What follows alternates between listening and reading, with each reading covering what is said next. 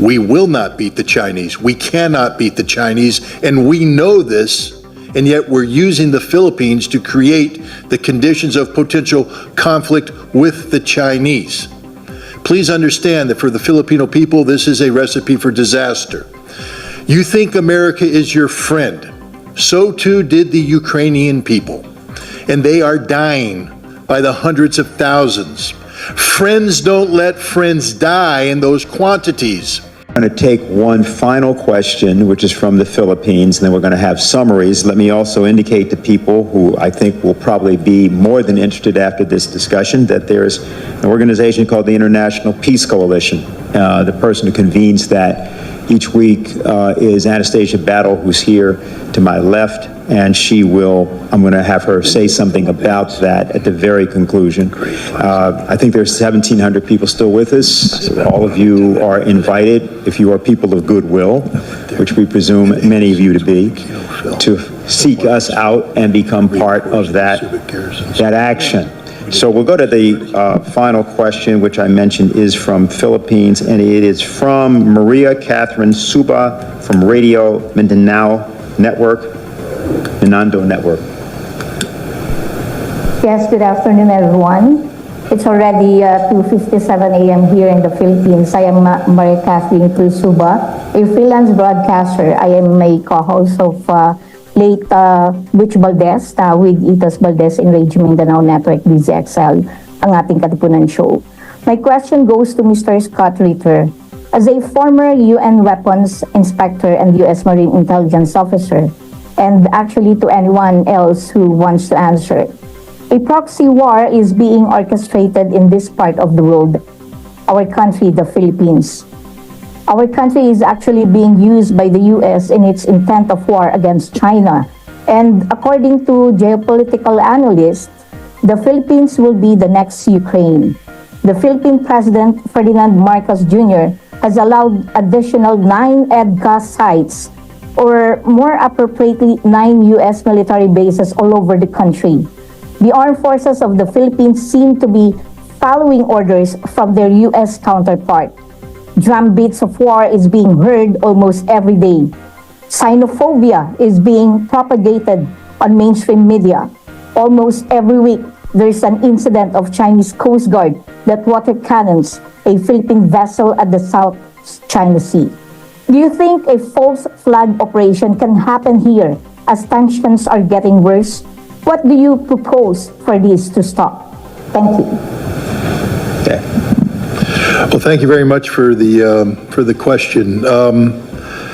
Just so you know, I have a little bit of background in the Philippines. In 1986, I was deployed there as a platoon commander to reinforce the Subic garrison after the fall of the Marcos regime. There was concern about the new People's Army, so I have a warm spot in my heart for the Philippines. Let's build upon what Colonel Wilkerson had said earlier. The United States is incapable of fighting a sustained conflict against a peer-level force. The United States cannot fight and engage China and win. We will not beat the Chinese. We cannot beat the Chinese, and we know this, and yet we're using the Philippines to create the conditions of potential conflict with the Chinese. Please understand that for the Filipino people, this is a recipe for disaster. You think America is your friend. So too did the Ukrainian people, and they are dying by the hundreds of thousands. Friends don't let friends die in those quantities. The Ukrainians have been displaced by the tens of millions. Friends don't let friends have their cities destroyed in this manner. Friends don't let friends have families separated, have mothers and children destined to a life of refugee status and perpetual poverty. That's not how friends behave. America has never been the friend of the Ukrainians, and we are not the friends of the Filipinos. We don't like you.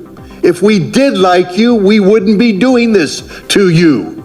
We are using you You are a tool, nothing but a tool. And when the tool ceases to be useful, we will discard you. And discard you means usually after a war that devastates you. We are using you to gain some sort of momentary leverage over the Chinese. We will fail. The Chinese will win and you will be destroyed.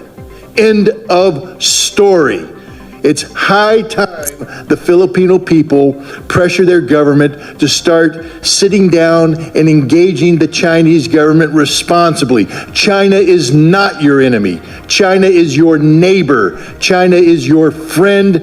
China doesn't want war. And if you would engage China in diplomacy, and as we've all indicated here, America has long since lost the skill set necessary to carry out diplomacy, but the Philippine people can reignite this, to relearn it, to use this skill to prevent a war. But if you continue to behave as colonial subjects, and I know that's a sore subject in the Philippines, because you were the colonial subjects of America. We still view you as our colonial subjects. We don't like you, we don't care about you, we just want to use you. Grow up. Grow up and act responsibly. Take control of your own future. America is not here to help you. America is here only to use you until there's nothing left, and then we will discard you on the trash heap of history. I must tell you, I spent a lot of time in the Philippines and came in off the carrier Iwo Jima, the Valley Forge, the Guadalcanal, and both, Scott would agree with me, Americans have a tremendous love for the Filipino people. I would say two of my very, very closest friends are from the Philippines. And we really wish very much that you were not in this posture, but I think it's very important for the Philippines to be clear-eyed in what's going on and not to be led down the path by bellicose military people from the United States.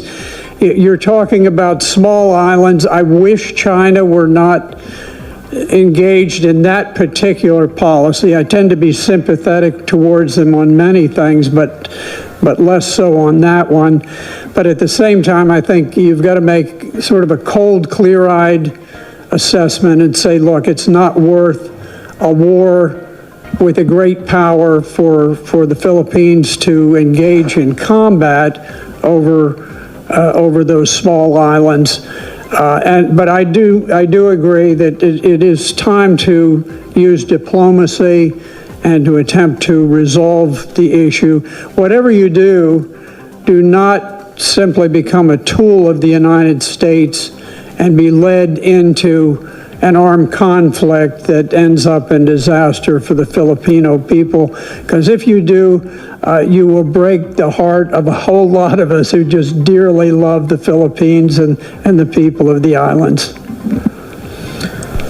Okay, so we're at the point of summary remarks. I want to start with Larry Wilkerson. And of course, if there's anything you wish to address that hasn't been addressed already, please feel free to do so.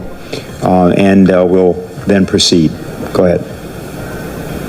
I'll just add to what was just said. I thought when Teddy Allen brought Ferdinand Marcos and Imelda Marcos to Pearl, and we escorted them up to Camp Smith, that the Philippines had finally awakened and thrown us out, and that we would never be back.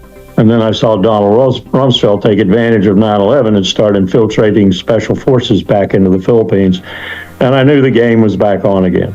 So I agree with what both Scott and Colonel Black said. There's a lot of affection on my part for the Philippines too, but you should grow up and not need the United States and not put the United States and China at loggerheads over your dead body, because that's what it will be about. The topic here today was nuclear weapons, and I'll just say this again. The most likely state owning nuclear weapons today to use those nuclear weapons again is the United States. And we have put ourselves in that position and in that posture by our incompetence at the other skill sets, most prominently diplomacy, necessary for the relations of nations. We are not a very competent, in any vein of diplomacy, entity anymore. There's an old principle of the relations of nations called conservation of enemies. Simply stated, it says that a prudent state never has any more enemies at any one time than it can handle. We have 3.6 billion and growing every day, probably by 100 million a week, people who hate our guts, who detest us, who are fed up with us, who think the rules-based order is our rules and orders to them. That's not going to last. It's not going to preserve us. It's not going to preserve our empire in any way, fashion, or form. So if we don't change very quickly, we're going down. And what I would advise people like the Philippines and Australia and other of our good allies over this last 50, 60, 70 years is to check your six really closely and see what you can do to make accommodations with the other powers in the world, most prominently Russia and China, but India is big time in there too. India will be a replacement for China if she just keeps her act together for the next 20 years. And then we'll have those two countries at loggerheads. But you're looking at a dying empire. You're looking at a dying empire. And if we don't do something about it, we're going to have a really bad death rather than a death, say, like Britain had, where she is still around. Stupidly led by Rishi Sunak, but soon to be gotten rid of, probably. So it's a different world. It's a totally different world. It's no longer unipolar, it's multipolar, and it's going to act that way. It's going to have a new financial system, a new monetary exchange system, a new banking system. Everything's going to be new, and we're going to be on the outside unless we learn to accommodate.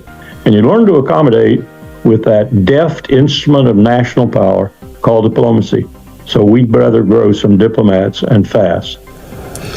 Okay, thank you.